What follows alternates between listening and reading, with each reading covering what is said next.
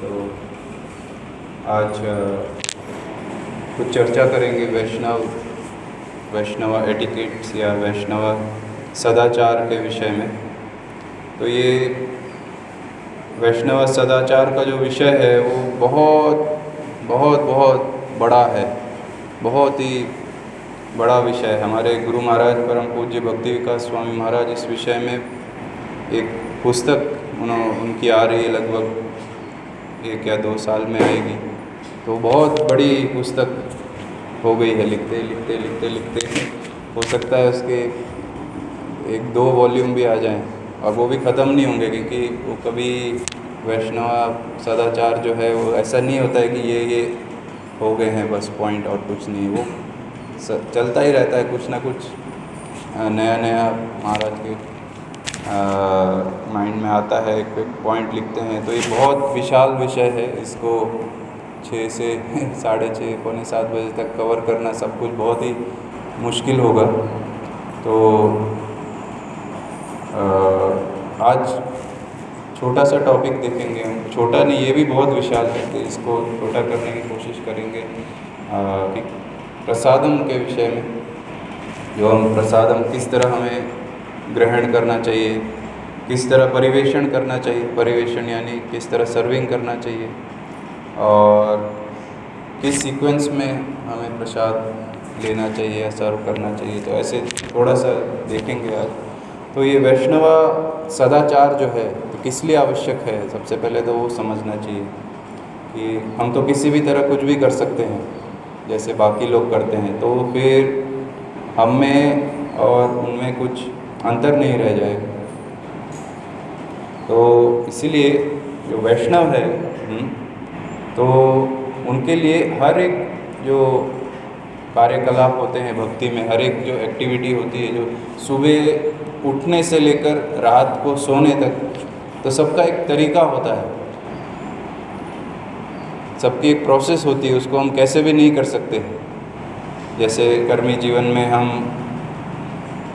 हमारा अलार्म बजता है, उसको स्नूज़ करते हैं, फिर बजता है, फिर स्नूज़ करते हैं, या तो अलार्म ही नहीं लगाते, वो सोते रहते हैं, या फिर उठ जाते हैं। कुछ लोग उठ के बैठते हैं, फिर से सो जाते हैं और उठ के ऐसे ही, मतलब कुछ भी जो उनका मन करे कैसे भी उठेंगे, कुछ भी करेंगे। तो और सारे कार्यकलाप जो भी हैं तो अपनी मर्ज़ी के अनुसार जो भी है वैसा करते हैं। लेकिन जो एक वैष्णव है तो वो कृष्ण का प्रतिनिधि है। हम सब जो ये तिलक करते हैं, एक वैष्णव वेशभूषा है, तो उसका अर्थ है कि हम कृष्ण के, विष्णु के प्रतिनिधि हैं। तो इसलिए हमारा आचरण भी इस प्रकार होना चाहिए जैसे कृष्ण भक्त का, विष्णु भक्त का जिससे अपेक्षा की जाती है वैसा हमारा आचरण होना चाहिए। जैसे अर्जुन ने पूछा था, स्थितधि किम प्रभाषेत किम आसीत व्रजेत किम, स्थितप्रज्ञस्य का भाषा समाधिस्तस्य केशव, स्थितधि किम प्रभाषेत किम आसीत व्रजेत किम। अर्जुन ने पूछा कृष्ण से, जो स्थितधि है, जो भक्ति में स्थित है, अच्छी तरह फिक्स्ड है, तो किस तरह वो उठता है, किस तरह बैठता है, किस तरह चलता है, किस तरह बोलता है, उसके कार्यकलाप कैसे होते हैं, किस तरह होना चाहिए। तो अर्जुन की जिज्ञासा थी। तो इसीलिए हमें भी अपना आचरण जो है वो एक वैष्णव की तरह हमें अपने आप को प्रेजेंट करना चाहिए। तो इससे क्या होगा, क्यों ये सब आवश्यक है, जैसे मैंने बताया था, क्योंकि हम देखते हैं कि आनुकूल से संकल्प प्रतिकूल से वर्जनम। तो जो जो चीज़ें भक्ति में हमें आगे बढ़ाएंगी, आगे ले जाएंगी, अनुकूल हैं, तो वो सब हमें अपनानी चाहिए। और जो जो चीज़ें करने से हमारी भक्ति विनष्ट हो जाएगी, धीरे धीरे हमें नीचे ले जाएंगे भक्ति में, जो प्रतिकूल हैं, तो वो चीज़ें हमें रिजेक्ट करनी चाहिए, मतलब हमें छोड़ देनी चाहिए। तो इसीलिए ये जो वैष्णव सदाचार है, तो श्री चैतन्य महाप्रभु और सनातन गोस्वामी का जो वार्तालाप चल रहा था, तो श्री चैतन्य महाप्रभु सनातन गोस्वामी के नम्र व्यवहार को और उनके सदाचार को देखकर बहुत प्रसन्न हो गए। और उन्होंने कहा कि ये जो सदाचार है ये वैष्णवों का आभूषण होता है। तो इसीलिए ये जो सदाचार के विषय हैं बहुत सूक्ष्म चीज़ें होती हैं जिसे हमें समझना पड़ता है। तो वो सब पालन करने से हमारी जो भक्ति है उसमें हमारा विकास होता है। मतलब किसी एक चीज़ को हम नॉर्मल तरीके से भी कर सकते हैं और एक वैष्णव सदाचार के अनुरूप भी कर सकते हैं। तो लेकिन अगर हम वैष्णव सदाचार के अनुरूप उस चीज़ को करेंगे तो बहुत ही अच्छा होगा हमारी भक्ति के लिए। तो आज हम चर्चा करेंगे कि किस प्रकार जो प्रसाद जो है हमें किस मनोभाव से और किस तरह ग्रहण करना चाहिए, किस प्रकार उसका परिवेषण करना चाहिए और कौन कौन से जो पदार्थ हैं वो किस प्रकार कैसे देने चाहिए। तो ये सब भी बहुत आवश्यक है क्योंकि नॉर्मल रोज़मर्रा की ज़िंदगी में एक वैष्णव नहीं, एक आम व्यक्ति की ज़िंदगी में वो कुछ भी खा लेंगे, कहीं भी खा लेंगे, कैसे भी खा लेंगे। तो हम भी अगर वैसे ही करने लग गए तो फिर अंतर क्या रह गया विष्णु भक्त में और कर्मी में। तो इसीलिए बहुत कुछ इसमें डूज एंड डोंट्स मतलब इंग्लिश में बोलते हैं, बहुत कुछ विधि निषेध होते हैं। तो वो सब हमें ध्यान रखना चाहिए। जैसे बाहर की ज़िंदगी में कुछ समय पहले हम जब ट्रैवलिंग करते थे महाराज के साथ, एक व्यक्ति के घर में रुके थे तो वो उतना वैष्णव नहीं था, माता जी थोड़ा बहुत करते थे भक्ति। तो उनके घर में थोड़ी समय के लिए रुके थे महाराज क्योंकि प्रसाद लेना था। तो प्रसाद लेके फिर तो महाराज कहीं और दूसरे भक्त के घर चले गए और हम लोग उधर थे, थोड़ा साफ सफाई कर रहे थे। तो मैंने देखा कि वो जो उनका पति था तो जो घर जब जॉब से आया घर में तो माता जी किचन में जो प्लेटफॉर्म होता है जहाँ सिलेंडर ये स्टोव रखा होता है या जहाँ रोटी बेलते हैं, तो वो सब में माता जी रोटी बेल रही है, स्टोव में पका रही है और ये जो प्लेटफॉर्म है यहाँ साइड में बहुत सारी जगह है। तो वो आदमी आके किचन में घुस के सीधा प्लेटफॉर्म के ऊपर बैठ गया और बात कर रहा है अपने वाइफ से और ये माता जी उसको प्लेट में गरम गरम रोटियां उधर से बना के ही परोस रही है।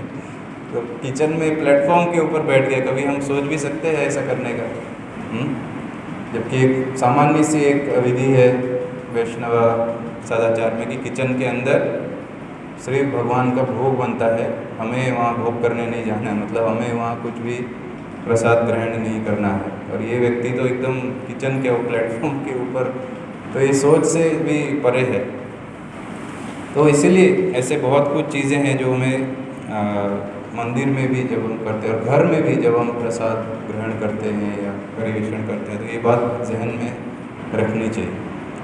तो सबसे पहले देखते हैं कि प्रसाद जब हम ग्रहण करते हैं तो किस तरह होना चाहिए। तो सबसे पहले जो हमारा मनोभाव है वो तो सबसे पहले भोग का नहीं होना चाहिए कि अभी मैं इस वस्तु को भोग करने जा रहा हूँ।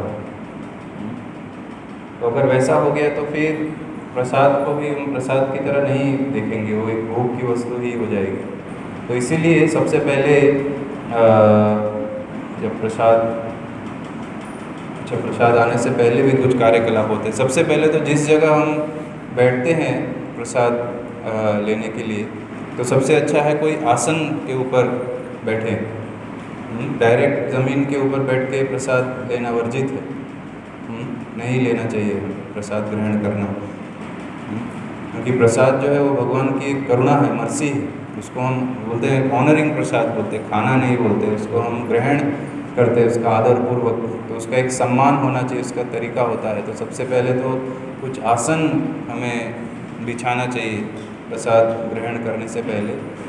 और जहाँ हम प्लेट रखेंगे, प्रसाद की जो प्लेट रखेंगे प्रसाद ग्रहण करने के लिए, तो वो जगह को अच्छे से हमें पहले एक बार पोंछ लेना है, अच्छे से साफ़ कर देना। इवन यहाँ भी जब हम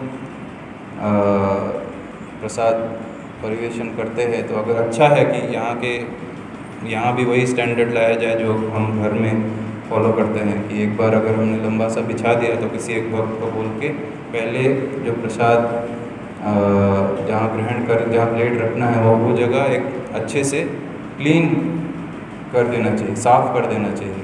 कोई भी वहाँ गंदगी, कभी कभी हम देखते हैं कुछ बाल हैं या कुछ गंदगी है, धूल है, फिर बाद में प्रसाद ग्रहण करते समय वही बाल जो है वो किसी के प्लेट में आ जाता है। तो हमें तो ये हम तो इंडिया, पता नहीं आपके इधर क्या है, हमारे इधर बोलते हैं कोई बाल निकल जाता है तो बोलते हैं कितना गहरा संबंध है देखिए, और संबंध बढ़ जाता है, ऐसे करके कुछ गलत बोलते हैं। तो बाल आ गया मतलब वो तो कंटामिनेशन है, गंदी चीज़ है, तो पूरा बर्बाद ही हो गया। हमारे गुरु महाराज तो एक बाल निकल जाने से उधर से उठ के चले जाते हैं और फिर अगले दिन भी नहीं लेते हैं। तो ऐसे साफ़ कर देने से क्या है, सारी जो गंदगियाँ हैं वो चली जाएंगी उधर से। तो सबसे पहले और ऐसा नहीं कि साफ़ करके फिर आसन बिछाना है, पहले आसन बिछाना है फिर उसके सामने जो है वो सफाई करनी है। तो ऐसा मतलब घर में भी हम जब करते हैं तो ये सब को फॉलो कर सकते हैं। और उसके बाद हमें अच्छे से हाथ पैर प्रक्षालन करके उधर बैठना चाहिए, और फिर प्रसाद की जो थाली है वो सब भी रखना चाहिए। और उसके बाद एक बहुत इम्पोर्टेंट विषय है, अगर कोई व्यक्ति प्रसाद ग्रहण करने बैठ गया है और हम प्रसाद की थाली उसके सामने रखी है जो खाली है, कई जगह ऐसा होता है कि प्रसाद में थाली में थोड़ा थोड़ा सजा के दे देते हैं, वो ठीक है, ओके, अलग अलग जगह की अलग अलग मान्यताएं होती है। लेकिन अगर जैसे हम किसी को परिवेषण कर रहे हैं और खाली थाली उसके सामने रखी है और फिर हम एक के बाद एक आइटम देने जा रहे हैं, तो हमें बहुत ध्यान में रखना चाहिए कि थाली जब रख दी है, व्यक्ति जब बैठ गया है प्रसाद ग्रहण करने और थाली जब रख दी है हमने, तो उसके बाद प्रसाद लाने में विलम्ब नहीं होना चाहिए। तो मैं कल ही बात कर रहा था प्रणव प्रभु और दूसरे प्रभु जी से कि किस तरह मुझसे एक बहुत बड़ा एक अपराध हो गया था जब मैं महाराज की सेवा कर रहा था। तो महाराज को बिठा दिया, प्रसाद की थाली रख दी, और मैं जनरली कोई चपाती लेके आता है तो उस समय पता नहीं क्या कुछ कन्फ्यूजन, मिसकम्युनिकेशन कुछ हो गया, और वो चपाती लेके जो आने वाले थे प्रभु जी पता नहीं कहाँ गायब हो गए। और ऐसे महाराज बैठे हुए, मैं भी बैठा हूँ, चपाती आ नहीं रही है। फिर मैं बाहर चला गया, ढूंढ रहा हूँ, श्रवण कीर्तन कैंप था इधर, इतनी भीड़, और फिर गया तो देखा सब कुछ गायब। प्रभु जी माता जी लोग बोल रही हैं, हमने तो भेज दिया प्रभु जी को चपाती ले दे के, और पता नहीं उनको रूम नहीं पता है, कुछ ऐसे हो गया। और जब मैं ऐसे 2 मिनट बाद वापस आया तो महाराज फिर से अपना लैपटॉप में बैठ के काम कर रहे थे, और मुझे बहुत ही अपने जीवन की सबसे बड़ी डांट उस दिन पड़ी। तो ये बहुत बड़ा एक सीख है कि अगर आपको आपने किसी को बिठाया या आप खुद बैठे हैं, थाली है सामने, तो इमीडिएटली जो सामान है, जो प्रसाद है, उसका परिवेषण जो है शुरू हो जाना चाहिए, चाहे कुछ भी हो, थोड़ा भी हो, एटलीस्ट शुरू हो जाना चाहिए परिवेषण। उनको ज़्यादा देर इंतज़ार नहीं कराना, तो ऐसा होना चाहिए। फिर प्रसाद ग्रहण करने से पहले हम एक मंत्र बोलते हैं, शरीर अविद्या जाल जड़ इंद्रिय ताहे काल। तो इसका जो अर्थ है वो हमें बहुत अच्छे से समझना चाहिए प्रसाद को ग्रहण करने से पहले। जो भी मंत्र बोलते हैं उनका अर्थ समझ के यदि हम कोई कार्य करें तो कार्य बहुत अच्छे से होगा। जैसे शरीर अविद्या जाल जड़ इंद्रिय का ताहे काल, जीवे फैले विषय सागरे, तार मध्य जीवा आती, लोभ महेश दुर्मति, ताके जेता कठिन संसार। तो ये सब समझना चाहिए कि शरीर जो है जड़ इंद्रियां हैं, ये अविद्या का एक जाल, हमें इसको अविद्या में है इसलिए हमें ये शरीर मिला है, भौतिक शरीर। जीवे फैले विषय सागरे, तार मध्य जीवा आती, लोभ महेश दुर्मति। तो सबसे जो कठिन इंद्रिय है जिसको विजय पाना बहुत मुश्किल है, वो है हमारी जीवा, क्योंकि उसी से सब जो हमारी मुश्किलें जो हैं उसका प्रारंभ होता है। जीवार लालसाय जे इति उति ढाय, शिष्णोदर परायण कृष्ण नहीं पाए। तो ये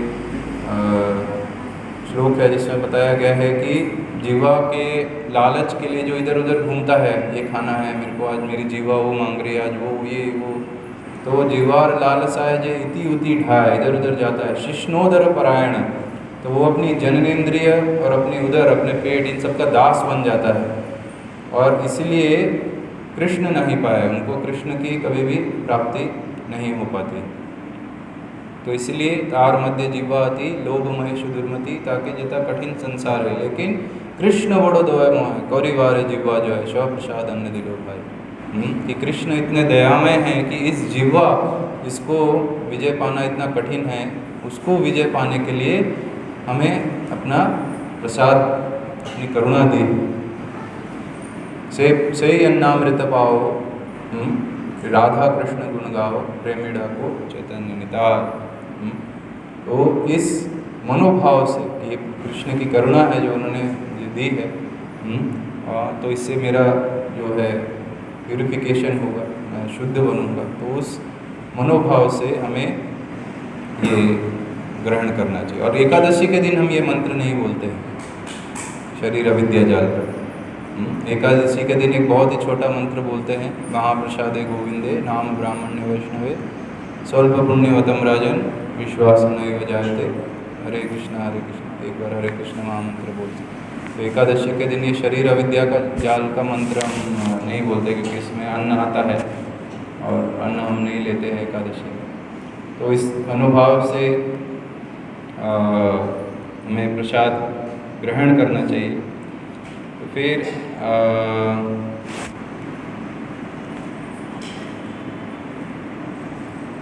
जिससे मैं देख के पढ़ रहा हूँ वो मैंने गुरुकुल के बच्चों के लिए बनाई थी बहुत पहले। जब मैं एक गुरुकुल में पढ़ाता था तो बहुत सुबह उठने से रात को सोने तक उनके लिए बहुत सारा लिस्ट बनाया था। तो बहुत सारी ऐसी चीज़ें जो गुरुकुल के बच्चों के लिए है, तो यहाँ नहीं बोल सकते। तो बहुत सारी चीज़ें हैं हमें ध्यान में रखनी चाहिए। सबसे पहले तो कई बार हम देखते हैं प्रसाद बहुत गर्म होता है, तो हम क्या करते हैं उसमें फूंक मारते हैं। कई बार घर में भी हम देखते हैं ना, कुछ गर्म चीज़ है तो गर्म सूप है या कुछ भी है तो उसको हमें ठंडा करने के लिए हम उसको चम्मच से उठा के पहले उसको फूंक मारते हैं, फिर लेते हैं या कुछ भी चीज़। तो प्रसादम में कभी भी फूंक मार के उसको नहीं ठंडा करना है। वो अपने आप ही थोड़ी समय में ठंडा हो जाएगा। या तो ट्रेडिशनल स्टाइल में कोई सामने बैठ के पंखा करते रहते थे, तो प्रसादम को कभी फूंक मार के। तो इसी विषय में और एक चीज़ आई, कभी हमको कोई दीप बुझाना है, जैसे मंदिर में आपने कोई दीप जलाया, घर में कोई दीप जलाते, कई बार हम बुझाने के लिए उसको फूंक मार के बुझा देते। तो वो भी वैष्णव सदाचार नहीं है कि हमें दीप बुझाने के लिए फूंक मारना है। उसके लिए एक छोटी सी लकड़ी या ऐसे कुछ आता है, उससे आप वो जो दिए का जो रुई है जिसमें जल रहा है दिया, उसको अच्छे से आप वापस अगर तेल में डाल देंगे तो वो दिया अपने आप ही बुझ जाएगा, इसको फूंक मार के नहीं। तो ये ऐसे याद है। फिर प्रसादम क्या है, उतना ही लेना चाहिए जितना हम ग्रहण कर सकें। कई बार जो होता है, हमारी आँखें जो होती है वो हमारी जीवा से पहले ही प्रसाद ग्रहण कर लेती है और हम सोचते हैं कि हम इतना ले लेंगे और अपनी प्लेट पूरा भर लेते हैं। स्पेशली हम जब नए नए ब्रह्मचारी आश्रम में ज्वाइन हुए थे तो उससे पहले तो फीस्ट क्या होता है हमें पता ही नहीं था। घर में तो कुछ थोड़ा बहुत खा लिया तो, लेकिन फीस्ट असली में क्या होता है आप सब भी एग्री करेंगे कि इस्कॉन में आने के बाद ही पता चला कि फीस्ट होता क्या है, इतनी सारी आइटम। और हम नए नए जुड़े हैं, आके देखा और फिर तो मन जो है बहुत ही चंचल है, तो हम सोचते हैं अरे कहीं ख़त्म ना हो जाए यार ये सब। तो क्या है, अपना प्लेट बुरी तरह भर लिया, ये आइटम वो भी दे दो, ये भी दे दो, सब दे दो, और आवश्यकता से अधिक भर लिया। और फिर क्या है, पहले तो आँखों ने सोचा कि हम ले लेंगे, मन ने सोचा, फिर जब शुरू करते हैं तो पता चलता है अबे ये तो बहुत ही ज़्यादा हो गया क्या। तो फिर क्या होता है, हम वेस्ट कर देते हैं प्रसाद। बहुत ही नॉर्मल है कि हम फेंक देते हैं। कई बार हमने देखा कि मंदिर के जो बड़े बड़े ड्रम होते हैं ना, जिसमें जो वेस्ट फेंकना होता है, या ऐसे भी लोग जो हम लोग जो कहीं वेस्ट फेंकते हैं, तो उसमें हम कभी फेंकते समय देखते हैं कि बहुत सारा प्रसाद ही पड़ा होता है, बहुत सारा राइस या जो भी। एक बार तो हमने देखा बहुत सारी पनीर पड़ी हुई, बहुत सारे लोगों ने पनीर ही फेंक दिया। तो वो पनीर जो किसी को मिलता ही नहीं है लास्ट में, वो वेस्ट कर देते हैं हम लोग। तो सबसे पहले हमें जितना हमें आवश्यकता है थोड़ा थोड़ा करके हमें लेना चाहिए। प्रसादम सर्विंग होता रहता है, तो इसलिए एक ही बार में हमें लालची होके ये मिलेगा कि नहीं बाद में भर लो प्लेट, वो नहीं होना चाहिए। प्रसाद को वेस्ट नहीं करना चाहिए। फिर दूसरा चीज़ है कि जब हमें कोई आइटम ख़त्म हो गई हमारे प्लेट में, जैसे चपाती ख़त्म हो गई है, तो सबसे पहले तो हमें समझना चाहिए हम किसी होटल में नहीं बैठे। अपने घर में भी जब हम प्रसाद ग्रहण कर रहे हैं, प्रसाद सेवा बोलते हैं, तो हम किसी होटल में नहीं बैठे। होटल में चपाती ख़त्म हो गई तो बोले ए चपाती ला भाई, चपाती दो, ए दाल दो, ये सब्जी ला भाई, हाँ ऐसे करते हैं। तो फिर कई बार भक्त लोग भी, हम लोग भी देखते हैं चपाती, रोज़ ही चपाती, रोज़ ही सब्जी, रोज़ ही दाल, ख़त्म हो गई तो हम ऐसे चिल्लाते हैं, या घर में भी है दाल लाओ, सब्जी लाओ। तो सबसे पहले तो शांतिपूर्वक बैठना चाहिए, और कुछ अगर ख़त्म हो गया तो इंतज़ार कीजिए कि जब वो सर्विंग करने आ रहे हैं तो वो आ जाएगा। इतना उतावलापन नहीं होना चाहिए कि अभी कुछ ख़त्म हो गया तो हम ज़ोर ज़ोर से चिल्लाते हैं, हाँ ये लाओ वो लाओ। हाँ, एक ऐसा पैशनेट वातावरण बन जाता है प्रसाद लेते समय, जैसे वो शादियों में होता है ना कभी कभी। हाँ, कौन एक बार बोल रहा था कि इतनी भीड़ थी, लेट हो गया था, तो लास्ट में जो प्रसाद जो सर्व कर, ये प्रसाद ये खाना जो भी था वो सर्विंग करने के लिए जा रहा था, उनसे बाल्टियाँ छीन छीन के लोग अपने प्लेट भरने लग गए। तो प्रसाद लेना मतलब बहुत शांति से, कोई चिल्लाना नहीं है प्लेट में, हाँ कुछ ख़त्म हो गया तो। फिर मतलब कोई आते भी, ख़त्म भी हो गया तो कोई आ गए तो उनसे पूछ लेना चुपके से या धीरे से कि प्रभु थोड़ा सब्जी चाहिए, ऐसे करके। ऐसे सबके सामने चिल्ला के ये करो, वो सब अच्छा नहीं लगता, नहीं होना चाहिए, वैष्णवा सदाचार नहीं। फिर और एक चीज़ है कि उल्टे हाथ का प्रयोग कभी नहीं करना चाहिए प्रसाद ग्रहण करने के लिए। तो कई बार हम इधर नॉर्थ इंडिया में देखते हैं कि एक आदत होती है, पंजाब हरियाणा यहाँ पता नहीं, कि उल्टा हाथ का बहुत प्रयोग होता है। जैसे चपाती के लिए ही जनरली हम चपाती राइट हाथ से तोड़ते हैं। कई लोग का आदत होता है बचपन का कि लेफ़्ट हाथ से दोनों हाथ इस्तेमाल करके तोड़ के, जो बची हुई चपाती होती है लेफ़्ट हाथ में ही होती है, और राइट हाथ से खाते हैं, फिर तोड़ते हैं बाद। उनको पता ही नहीं लगता कि ये गलत भी हो सकता है, ये सब नॉर्मल है उनके लिए। लेकिन एक वैष्णवा सदाचार है कि उल्टे हाथ का प्रयोग होना ही नहीं चाहिए। बंगाल में इवन महाराज अपनी बुक में लिखते हैं, एक लेक्चर में बोलते हैं, जो माताएं हैं वो अपने बच्चों को इस बात के लिए ट्रेन करने के लिए कभी कभी उनका हाथ जो है ऐसे पीछे बांध देते थे। ऐसे पीछे बांधने के बाद क्यों बांध देते थे? क्योंकि नहीं तो वो उल्टा हाथ लगाता है प्लेट में प्रसाद में, तो ऐसे कभी कभी पीछे उल्टा हाथ ऐसे बांध देते हैं बच्चों का। तो उल्टा हाथ का प्रयोग नहीं करना चाहिए। कोई भी चीज़ ले रहे हैं हम प्रसाद तो ज़्यादा से ज़्यादा ध्यान है रखना है कि केवल राइट हाथ का ही, इवन जब हम पानी लेते पीते हैं तो भी राइट हाथ से लेना चाहिए। कभी कभी जब लास्ट में जो बच जाता है तो उसको अगर हम पोंछ के थोड़ा ले रहे हैं तो कभी कभी प्लेट इधर उधर हिलती है, थोड़ा पकड़ लेने से कोई बड़ा अपराध नहीं है। लेकिन प्रिंसिपल ये सिद्धांत यही है कि प्रसाद को कभी भी प्रसाद लेते समय उल्टे हाथ का कोई प्रयोग नहीं होना चाहिए। फिर जब हम प्रसाद ग्रहण कर रहे हैं तो कभी कभी हमें और कुछ नहीं चाहिए होता, और मतलब हो गया होता है हमारा, हम फुल हो गए होते हैं, तो उसके लिए भी कोई अगर सर्विंग करने आ रहा है तो ऐसे हमारे सामने प्लेट रखी है तो हम ऐसे दिखा सकते हैं कि और बस हो गया।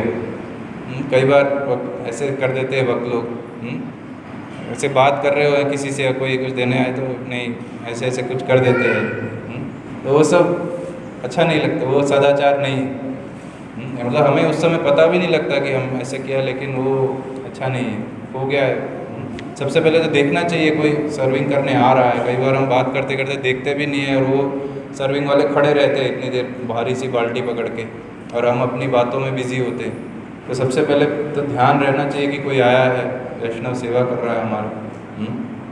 वो कोई हमारा नौकर नहीं है, वो खुद से हमारी सेवा कर रहे। तो ऐसे ये ऐसे हाथ ऐसे करके हम दिखा सकते हैं ये, और नहीं चाहिए ऐसे ऐसे, कुछ ऐसे नहीं करना चाहिए। और कुछ अगर हमें चाहिए तो ऐसे ऐसे करते हैं हम कभी कभी, ऐसे ऐसे डालो यहाँ। अभी आपने पता नहीं देखा होगा कि नहीं, हाँ यहाँ ऐसे डालो, ऐसे करते हैं कि मेरा जैसे नौकर, मेरा जैसे हम बोलते हैं सर्वेंट ऑफ द सर्वेंट, तो वास्तव में ही हम उसको सर्वेंट मान लेते हैं वैष्णव को अपना, कि मेरा नौकर है, यहाँ ऐसे ऐसे डालो, ऐसे नहीं, ऐसे नहीं, बहुत ही शांति से। जहाँ आपको वो वस्तु चाहिए पदार्थ, तो अपने आप हाथ से ऐसे दिखा सकते हैं कि हाँ, और अगर आपको चाहिए ही तो थोड़ा ऐसे हाथ से थोड़ी अच्छी मुद्रा होना चाहिए। तो फिर तो वो मनोभाव सही रहता है कि हम किसी को नौकर बना के उससे सेवा ले नहीं रहे हैं हम। तो ये एक सदाचार का एक पार्ट है। तो एक पॉइंट लिखा था मैंने कि वो वेटर नहीं है, वो भी एक वैष्णव है जो सेवा कर रहा है, वो हमारा नौकर या वेटर नहीं।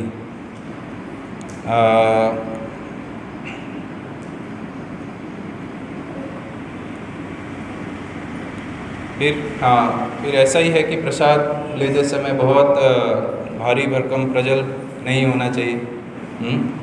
और ऐसा भी नहीं है कि प्रसाद लेते समय हम कोई बहुत भारी भरकम फिलॉसफी सिद्धांत के ऊपर चर्चा कर रहे हैं। प्रसाद लेते समय मूड जो है बहुत ही हल्का साधारण होना चाहिए। तो नॉर्मल बातचीत कृष्ण के विषय में, प्रभुपाद के, किसी भी विषय में हम बात कर सकते हैं, लेकिन बहुत ही अगर सैद्धांतिक किसी फिलोसॉफिकल बहुत गहरे डिस्कशन में बात कर रहे हैं तो उसके ऊपर हमारा ध्यान चले जाता है। तो इसलिए नॉर्मल रहना चाहिए, और बहुत ज़्यादा प्रजल्प भी नहीं, एक एन्जॉइंग मूड आ जाता है बाहर के लोग। इसलिए सबसे जो टॉप क्लास है वो है कि प्रसाद लेते समय घर में, बड़े सभा में तो पॉसिबल नहीं है, तो घर में क्या है, हम कोई प्रभुपाद का लेक्चर लगा दें या गुरु का या किसी वैष्णव का, तो लेक्चर को सुन के हम प्रसाद ग्रहण कर सकते हैं। तो एक एन्जॉइंग मेंटेलिटी नहीं होनी चाहिए। तो ऐसे ही बहुत और भी पॉइंट हो सकते हैं आपके मन में, आप लेक्चर के बाद बता सकते हैं, तो और भी हैं पर लेकिन वो गुरुकुल के बच्चों के लिए। तो इस तरह प्रसाद ग्रहण करना जो है वो बहुत ही एक सदाचार का विषय है। एक सदाचार की तरह, वैष्णव की तरह हमें प्रसाद को सेवा करना चाहिए। उसके बाद आता है परिवेषण, सर्विंग। तो सर्विंग जो है ये भी एक कला है। इस कला के द्वारा हम, अगर हमारे घर में अगर प्रसाद कम भी है तो भी हम सबको पेट भर खिला सकते हैं, और इस कला के द्वारा अगर हमारे घर में बहुत सारा प्रसाद है तो भी वो व्यक्ति सामने वाला खाएगा नहीं, अगर हम ठीक से परिवेषण, सर्विंग ना करें। तो इसलिए एक समझना चाहिए किस तरह करना है। तो इसमें भी बहुत सारे पॉइंट्स आते हैं। सबसे पहले तो जो हम सर्व कर रहे हैं, एक मंदिर में बोल रहा हूँ कि जब हम सर्व कर रहे हैं, एक लाइन में बैठे हैं लोग, और जो भी हम आइटम लेके जा रहे हैं, सबसे पहले तो हम कई बार यहाँ मैंने देखा है, हम लिखते हैं उसके लास्ट में होगा महाप्रसादम भंडारा, यहाँ लिखते हैं ना महाप्रसादम भंडारा। तो कई बार हमारा मनोभाव भी वो भंडारे जैसा ही हो जाता है। भंडारे में क्या होता है, रोटी रोटी रोटी रोटी रोटी प्रसाद, रोटी प्रसाद, रोटी प्रसाद, जो सर्व कर रहा है क्या है, सब्जी सब्जी प्रसाद, सब्जी प्रसाद, पानी प्रसाद, पानी प्रसाद। तो चिल्लाते हुए हम लोग जाते हैं सबके सामने। तो इस प्रकार चिल्लाना विल्लाना, एक जो माहौल है पूरा, वो मैंने पहले ही बोला कि बहुत एक रजसिक नहीं होना चाहिए। कई बार वो शादी जैसा माहौल हो जाता है। सब लोग एकदम टेंशन में होते हैं, जो सर्विंग कर रहा है वो भी टेंशन में, जो प्रसाद ले रहा है वो भी टेंशन में। तो एक बहुत ही शांतिपूर्ण, सौहार्दपूर्ण वातावरण होना चाहिए। तो ये सब चीज़ें जो है वो पैशन, रजोगुण को लाती है सर्विंग में। बहुत शांति वाला वातावरण होना चाहिए। तो ऐसा नहीं कि हाँ अभी क्या आ रहा है, रोटी प्रसाद, पानी प्रसाद, सब्जी प्रसाद, पूड़ी प्रसाद, तो सब कुछ प्रसाद ही है, वो बोलने का आवश्यकता नहीं। तो इसलिए शांतिपूर्ण, यदि हम चपाती लेके जा रहे हैं तो एक हाथ में चपाती का बर्तन या बाल्टी में जो भी है, और एक हाथ में चपाती रखिए, तो लोगों को पता चलेगा चपाती आ रही। उसके लिए चिल्लाने का ज़रूरत नहीं है कि अभी मैं चपाती सबको अनाउंस करके कि मैं चपाती लेके आ रहा हूँ। ये सब्जी भी है, लोगों के सामने थोड़ा दिखाइए कि हाँ ये सब्जी आ रही है, दाल आ रही है। तो इससे उनको पता चल जाएगा। उसके लिए चिल्लाते हुए सर्विंग करने का कोई आवश्यकता नहीं। और दूसरा है कि जैसे मैंने बोला कि शांतिपूर्ण सब कुछ होना चाहिए, तो ज़्यादा आवाज़ नहीं होनी चाहिए। कई बार हम रजोगुण में क्या है, बाल्टी को धम करके नीचे रखते हैं, ऐसे धम करके, स्टील की बाल्टी या जो बाल्टी का जो हैंडल होता है, तो उसको ऐसे ही छोड़ देते हैं और वो ऐसे करके जब बाल्टी पे लगती है तो उससे बहुत बड़ी एक आवाज़ होती है धम कर। तो हमें वो बड़ी क्यों नहीं लगती? क्योंकि हमारे लिए वो नॉर्मल है। घर में बर्तनों की धाड़ धाड़ आवाज़ कर रहे हैं, बाल्टी को ऐसे फेंक रहे हैं, वो बाल्टी का हैंडल लग रहा है, उसमें आवाज़ हो रही है। तो ये सब क्या है, वो सदाचार में नहीं आता है, रजोगुण में आता है। तो उसको क्या है कि आराम से सर्विंग, अगर हमें बाल्टी का रखना भी है आराम से नीचे रख के, वो हैंडल भी वापस रखना है तो उसको से पकड़ के ऐसे रखना चाहिए, बाल्टी में लगाना चाहिए, उसको ऐसे छोड़ना नहीं है क्योंकि वो आवाज़ ही करेगा और वो बहुत ख़राब आवाज़ होता है। और कई बार लास्ट में जब नीचे थोड़ा सा हलवा बच जाता है या राइस कुछ सब्जी बच जाती है और किसी को हमें देना है, तो वो स्पून से हम उसको कुरेदने लगते हैं बकेट को, और खर खर खर खर ऐसे बकेट से वो जो आवाज़ होती है तो बहुत ही वो तामसिक आवाज़ है। ऐसा बोला जाता है शास्त्रों में कि इस आवाज़ से जो ईथर बोलते हैं ना उसको, आकाश जो क्या होता है, तो वो कटता है और इससे बुरी जो आत्माएं वो प्रवेश करती हैं, जैसे सीटी मारने से यार ये सब चीज़ें करने से, बर्तन को लास्ट में कुरेदने से। इसलिए अच्छा है अगर ख़त्म हो गया तो सामने वालों को दे ही नहीं देना चाहिए। या तो आप अंदर किचन में चले जाइए, उसको हाथ से साफ़ करके निकाल लीजिए किसी बर्तन में, फिर उसको आके दे दीजिए या कुछ कर दीजिए। लेकिन उसके सामने, किसी के सामने वो स्पून से कुरेद के बकेट को हम निकाल रहे हैं, वो अच्छा नहीं। तो ज़्यादा आवाज़ नहीं होनी चाहिए। और बकेट को क्या है, अगर भारी है या कोई भी बर्तन, उसको ज़मीन पे ऐसे रगड़ के नहीं ले जाना है सबके सामने। या तो कोई ऐसी ट्रॉली हो जिसमें टायर लगे हैं या ऐसे कुछ, लेकिन बकेट को ऐसे रगड़ के नहीं ले जाना चाहिए। और जब हम किसी को सर्विंग कर रहे हैं, तो परिवेषण कर रहे हैं, तो हमें ध्यान रखना चाहिए कि हमारा स्पून जो है उनके प्लेट को टच नहीं करना चाहिए, नहीं तो सब कुछ अशुद्ध हो जाता है। हमारा स्पून भी, बकेट भी, सब अशुद्ध हो जाता है। इवन जब हम किसी को रोटी दे रहे हैं, परिवेषण कर रहे हैं, तो वो रोटी भी प्लेट से इतनी दूरी से हमें उनके प्लेट में रखना है कि हमारा प्लेट रोटी और उनका, हमारा हाथ रोटी और उनका प्लेट टच ना हो, या रोटी उनके प्लेट से टच ना हो। तो इतना थोड़ा सा दूरी से। पर इससे भक्त क्या करते हैं, कुछ और ही सोच लेते हैं और कई बार ऊपर से ही छोड़ देते हैं। इतनी ऊपर से धम करके आता है तो लोग कई बार बाहर वाले लोग कंफ्यूज हो जाते हैं कि हमें खिला रहे हैं या कुत्ते को खिला रहे हो, क्या हम कोई जानवर हैं या इनके यहाँ आए खाने।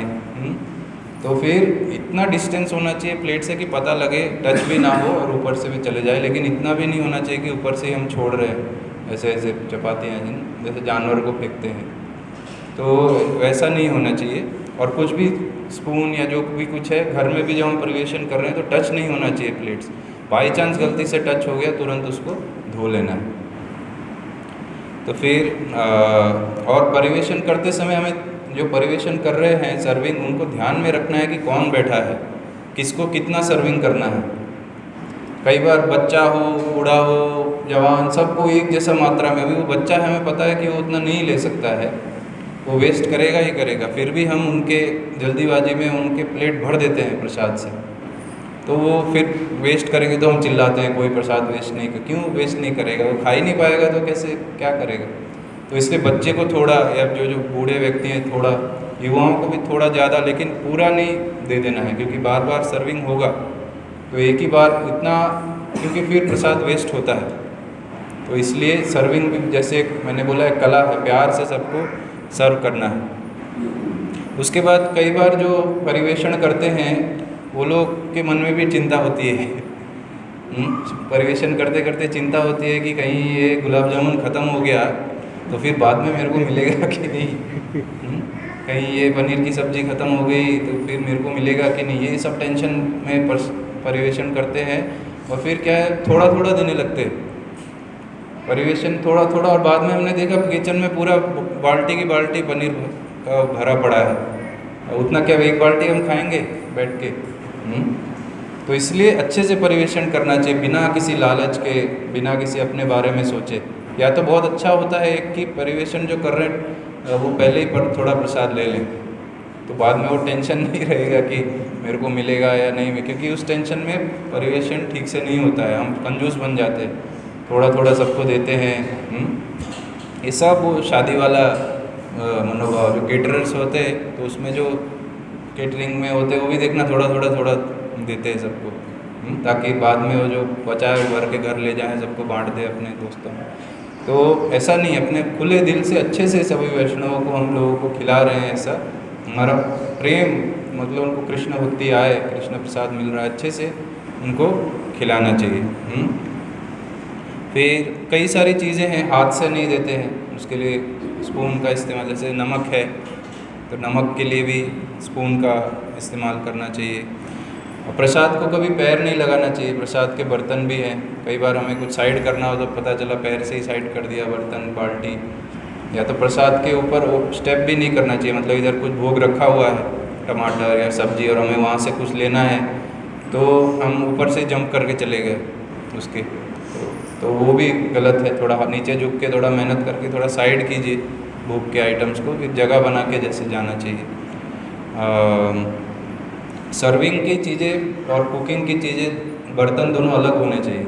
इवन घर में भी कई बार हमने देखा, हमने कढ़ाई में बनाई कुछ और वो कढ़ाई लेके सीधा रख दिया डाइनिंग टेबल या जहाँ भी हम बैठे हैं प्रसाद लेने, और कढ़ाई से ही सब कुछ ले रहे हैं। या एक पतीले में दाल बनाई, वो पतीला सीधा लेके आ गए। तो बहुत अच्छा मतलब स्टैंडर्ड है कि भगवान के लिए जिस बर्तन में हम बना रहे हैं और हम जिस बर्तन से परिवेशन कर रहे हैं दोनों अलग होना चाहिए। जैसे यहाँ हम बनाने के बाद बकेट में डाल देते हैं, तो वही सिस्टम अगर घर में भी पालन करें तो बहुत अच्छा है। और जब प्रसाद लेना ख़त्म हो जाए तो फिर वो जगह जो है उसको साफ़ कर देना चाहिए जहाँ प्रसाद लिया गया, नहीं तो वो जगह दूषित रहती है, प्रदूषित, तो अच्छा नहीं है। कई बार उधर भूत आते हैं, उधर आत्माएं, उनको पर्सनल एक्सपीरियंस है बहुत बुरा। एक बार ऐसी जगह में अनजाने में सो गया था जहाँ रात को भक्तों ने प्रसाद लिया था और रात को बहुत ही ख़राब एक्सपीरियंस हुआ, तो ऐसे इसलिए वो जगह साफ़ होनी चाहिए। तो ये परिवेशन के विषय में था, और भी पॉइंट्स हो सकते हैं, आप लेक्चर के बाद कुछ याद हो तो आप बताइएगा मेरे को। फिर सीक्वेंस क्या है, मतलब कौन सा आइटम पहले जाना चाहिए, इसके लिए भी हम कुछ भी अलग अलग चीज़ें होती है अलग अलग प्रांतों के। जैसे गुजरात में शुरुआत में स्वीट, मध्य में स्वीट और आखिरी में स्वीट, सब कुछ स्वीट ही होता है उधर। तो वो लेकिन हम क्योंकि हम गौड़ीय वैष्णव हैं तो इसलिए गौड़ीय जो परंपरा में जो हम लेते हैं तो वो बताता हूँ, आप लोग आपके हिसाब से अलग कर सकते हैं। तो सबसे पहले जब आप किसी को बिठाते हैं प्रसाद लेने, थाली रखी है, ग्लास रखा है, तो सबसे पहले उनको जल देना चाहिए या लिक्विड या जूस जो भी है, तो उनको सबसे पहले जल या लिक्विड जूस ये सब देना चाहिए। फिर उसके बाद उनके थाली में थोड़ा सा अगर लेते हैं तो नमक, या अगर मिर्ची लेते हैं मिर्ची, नींबू स्टार्टिंग में रखते हैं, और फिर पिकल मतलब अचार रखा जाता है। फिर जो क्या बोलते हैं, बिटर को क्या बोलते हैं, कड़वी चीज़ जो प्रिपरेशन है, तो उससे शुरुआत की जाती है गौड़िया जो परंपरा है उसमें। तो कड़वा क्या होता है, जैसे करेला होता है, कई बार हम करेला लास्ट में ले आते हैं, सब कुछ खा के वो करेला कैसे खाएंगे, कड़वा जो है। तो सब जो कड़वी प्रिपरेशन करेला है, या शुक्ता एक प्रिपरेशन होता है बंगाली में, या तो नीम के पत्ते जो भी है, तो वो स्टार्टिंग में आता है। फिर उसके बाद आता है जो शाक की वस्तु है, शाक मतलब जो पालक या जो भी हरी सब्जियां हैं, तो वो आती हैं। फिर उसके बाद एक अगर कोई सब्ज़ी है, गीली सब्ज़ी है, तो वो सब्ज़ी आती है। तो वो सब्ज़ी के बाद राइस या चपाती जो भी है वो आता है। फिर उस राइस के साथ लेने के लिए दाल। कई बार अब मंदिर में भी हम परिवेशन करते हैं तो कई बार हम देखते हैं जो दाल वाला है व्यक्ति है, भक्त है, वो आगे चलते रहते हैं और राइस वाला पीछे। तो लोग पहले राइस लेंगे, उसके ऊपर दाल लेंगे, ऐसा नहीं है कि दाल लेंगे उसके ऊपर राइस लेंगे। तो इस तरह दाल, राइस, चपाती के बाद दाल, फिर अगर कोई ड्राई सब्जी है तो ड्राई सब्जी, फिर अगर कोई फ्राइड आइटम मतलब पकोड़े हैं तो पकोड़े रख सकते हैं। और जो स्वीट होता है तो जो मीठा है वो अंत में जाता है।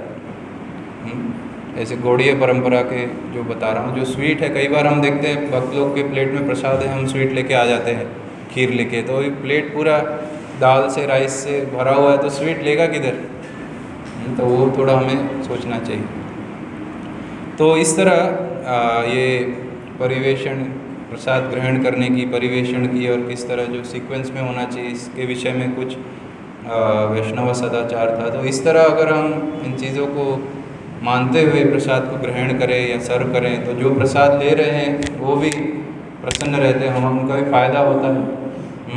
कृष्ण प्रसाद को कृष्ण प्रसाद की तरह ले तो हम देखते हैं कि हम अंदर से शुद्ध हो रहे हैं, भक्ति में उन्नति हो रही है।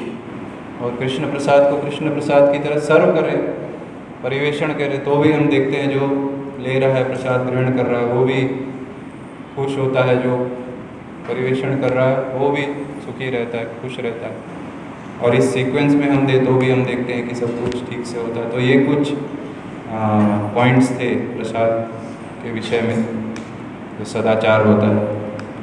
तो आप लोग के मन में अगर कोई पॉइंट्स हो तो आपको बता सकते हैं, या कोई प्रश्न हो, कुछ याद आ रहा हो।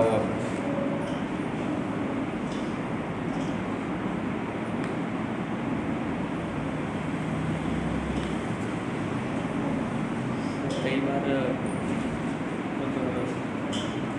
जैसे मैंने आपको एक उदाहरण दिया कि गुरु महाराज को एक वक्त नारियल पानी सर्व कर रहे तो डब्बा इतना छोटा है लेकिन बाल्टी लेके चले गए थे अच्छे से। तो देखना चाहिए कि आइटम क्या है और उसके लिए एक उचित पात्र होना चाहिए। उचित पात्र लेके नहीं जाए तो बहुत अभद्र व्यवहार। प्रभु जी ने बहुत अच्छा पॉइंट बोला कि कोई चीज़ हमें सर्व करनी है तो उसके लिए उचित पात्र भी होना चाहिए, तो अच्छा लगता है, नहीं तो फिर अजीब लगता है। जैसे भक्त को जूस देना था तो फिर वो जूस जो है वो ग्लास में लेते हैं, लेकिन उसको परिवेषण करने के लिए बाल्टी लेके जाने वाले थे, जूस को बाल्टी में भर के। तो बाल्टी से आप कैसे देंगे जूस को? कोई भक्त लाइन में बैठे हैं, आपको जूस देना है सबको ग्लास में, और आप एक बड़ी सी बाल्टी ले आए तो कैसे बाल्टी से देंगे? उसके लिए जग होना चाहिए जिससे अच्छे से दे। तो उस प्रकार का अप्रोप्रिएट जो पात्र भी होना चाहिए सर्विंग के लिए, एक अच्छा पॉइंट। और जैसे सेलम में मैंने जो अनुभव किया कि कोई लिक्विड आइटम है तो उसको भी नीचे थाली रखते हुए नीचे वो तो कई बार हम देखते हैं अगर हम कोई लिक्विड आइटम दे रहे हैं, जैसे जूस दे रहे हैं या कुछ दे रहे हैं, ऐसे किसी चीज़ से हम सर्व कर रहे हैं या जग से ही सर्व कर रहे हैं, तो कई बार हम देखते हैं वो ग्लास में डालते हैं लेकिन पीछे साइड से गिर जाता है ज़मीन में, तो पूरा ज़मीन में वो लिक्विड जो भी है वो गिर जाता है। तो इसलिए बहुत अच्छा है अगर हम जग से भी दे रहे हैं तो नीचे एक प्लेट रखनी चाहिए साथ में। तो जब हम सर्व कर रहे हैं तो नीचे से अगर गिर भी रहा है तो वो उस प्लेट में गिरता है, नीचे ज़मीन पे नहीं गिरता है। तो ये एक अच्छा पॉइंट है। गरम ठंडा चेक करते हैं, तो डाल के चेक करते हैं, गरम ठंडा चेक करते हैं। हाँ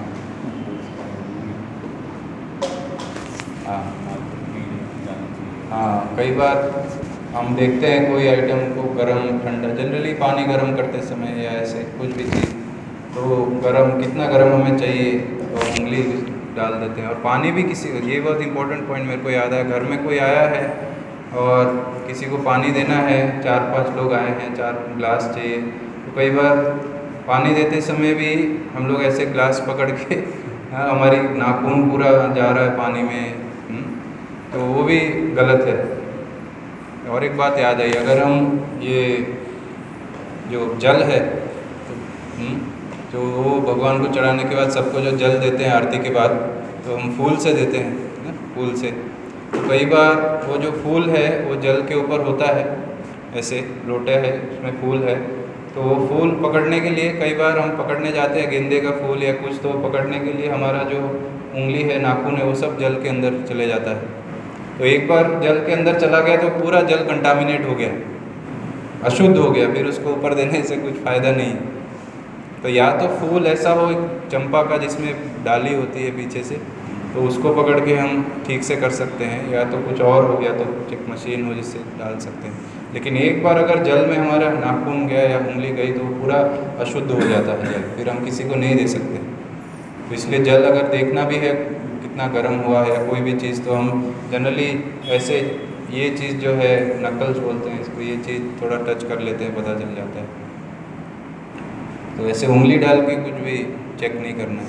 और प्रसाद, और ये तो बहुत सबको पता ही होगा कि प्रसाद कुकिंग के समय टेस्ट नहीं करना है। जैसे पहले के जीवन में हम सोचते थे ना नमक कितना है, तो माताएं थोड़ा सा एक स्पून से निकाल के थोड़ा उसमें फूंक मार के चेक कर लेती थी। तो हम वो शबरी के हमें अपने आप को शबरी नहीं समझना चाहिए कि भगवान को जो झूठे बेर खिला रही है। तो हम भी भगवान इतने भाव में है कि अच्छा से भगवान को खिलाना है तो खुद टेस्ट करके फिर नमक मिला के, नहीं, हम उस लेवल में कभी नहीं आ सकते, मतलब उस लेवल में नहीं है, तो वो सब नहीं करना चाहिए।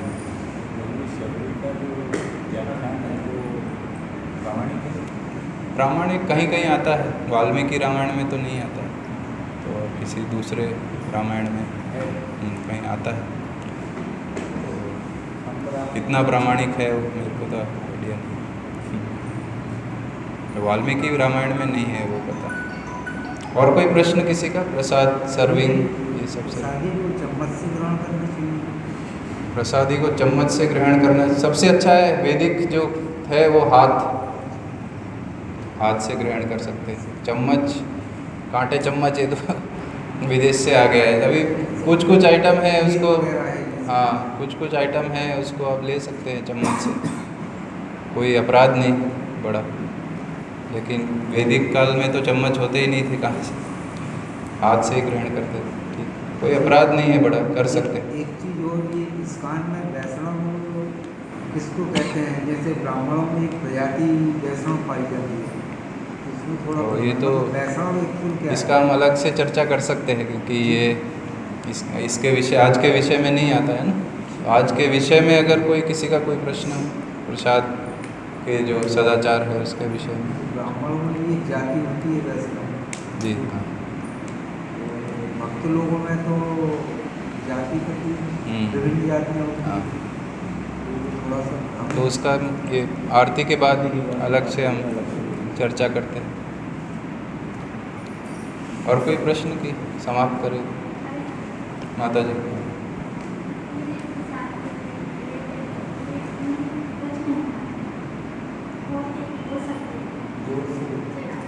प्रसाद लेते समय उंगली,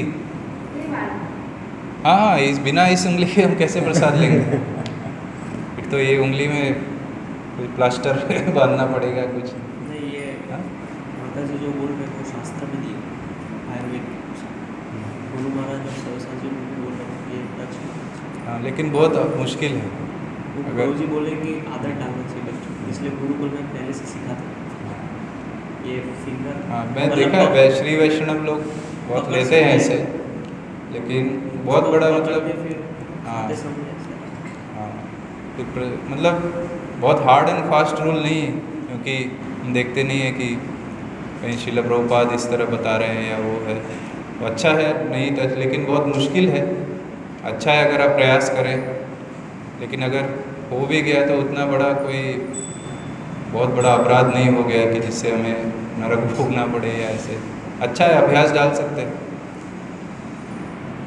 लेकिन अगर टच हो गया तो कोई बड़ा समस्या नहीं।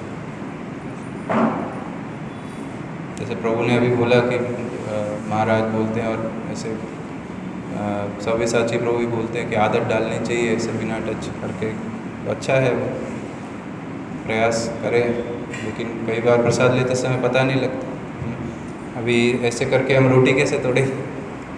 बहुत मुश्किल है ना बिना इस उंगली के रोटी तोड़ना, एटलीस्ट मेरे लिए ऐसे करके बहुत कष्ट होगा। तो चावल दाल इसमें तो कर सकते हैं, प्रयास कर सकते हैं यार। नहीं हो रहा है तो क्या फिर प्रसाद लेना ही छोड़ देंगे। तो प्रयास कर सकते हैं, लेकिन इतना बड़ा अपराध नहीं। एक हाँ ऐसा भी कई बार जैसे जन सामान्य में सर्विस करते हैं या कभी ज़्यादा 20-25 भक्तों का ग्रुप होता है, तो कहीं यात्रा पे गए ऐसा कुछ होता है तो हम बोलते हैं कि अभी ये आइटम समाप्त हो गया या थोड़ा कम बचा है, बाकी भक्त रह गए, तो ये उचित है इस प्रकार से बोल दो हाँ आपको दूसरा कुछ मांगे। जैसे कई बार सबके सामने ऐसा बोल देते हैं। प्रभु बोल रहे कई बार यात्रा में जाते हैं, कुछ आइटम अगर ख़त्म होने वाला होता है और बाकी सर्विंग के वक्त बचे हैं, तो इनको बोलना ठीक रहेगा क्या कि अगर कोई मांग रहा है कि मेरे को थोड़ा सब्जी दे दो, लेकिन हमें पता है कि सब्जी बहुत ही कम है, तो अनाउंसमेंट ठीक नहीं लगता है। इसलिए मैंने बोला वही सब स्टेप्स की जो परिवेशन कर रहा है पहले अपने, हम क्या करते थे सेलम में कभी कभी प्लेट बना के रख लेते थे, जो परिवेशन करता है तो हम थोड़ा सा एक थोड़ा थोड़ा अपने लिए रख लेते थे ताकि बाद के लिए टेंशन ना हो, तो प्लेट रख लेते, तो वो कर सकते हैं या तो पहले ले सकते हैं। बाद में अगर एक ऐसी सिचुएशन आ भी जाए कि ऐसा हो गया है तो अनाउंस करने से वहाँ अच्छा नहीं लगता है।